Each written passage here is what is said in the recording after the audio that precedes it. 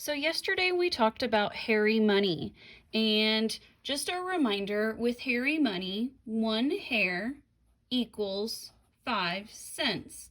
So I have our coins here, the quarter, which I know we haven't talked about yet, but the quarter is worth 25 cents, dime, 10 cents, nickel, 5 cents, and penny, which is 1 cent.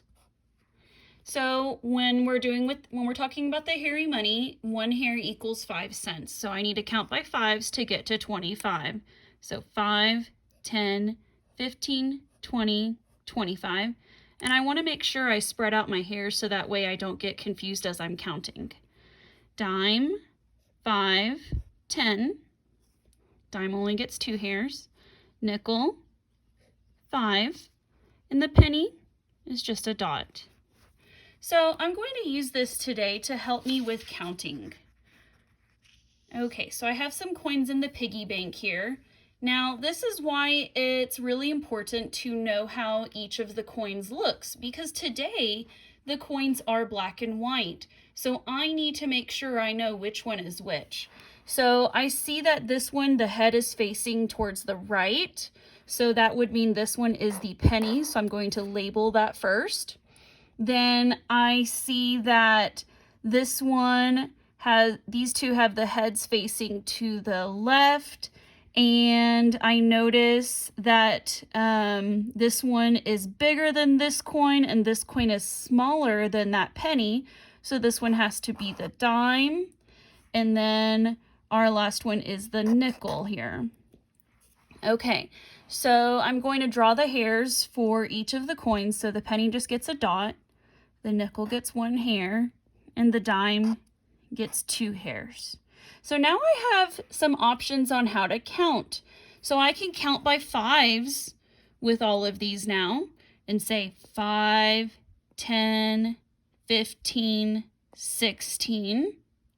Or if I choose to count the dime as a whole and say 10, I would start off with the dime and say 10, then 15, 16. Okay, let's try it again. All right, so here is another one. And it looks like none of these are pennies because the heads are all facing to the left. And since this coin is a little bit smaller than this one, then this one is the dime. It also has Liberty here on the side, which shows me that it's a dime. So I'm going to label these all dime. Then I'm going to put their hairs on. And then this one is a nickel, and he gets 1 hair.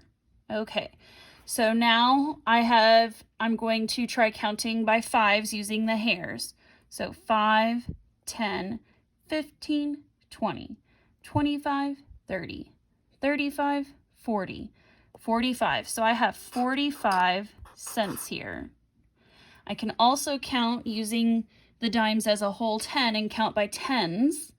So then I would start with the dime with counting because I always want to start with the biggest coin. So 10, 20, 30, 40, 45. Okay, so those are 2 different ways that you can count. And I just now realized I didn't put the total right here, so I want to make sure I do that. And so this one again was 10, 15, 16. And again, the other way to count using the hairy money, 5, 10, 15, 16. And I like using hairy money because it's a little bit easier to just continue skip counting by fives rather than changing the count. So this is a great strategy to use, especially whenever you start using quarters to count with. That's going to be really helpful for you.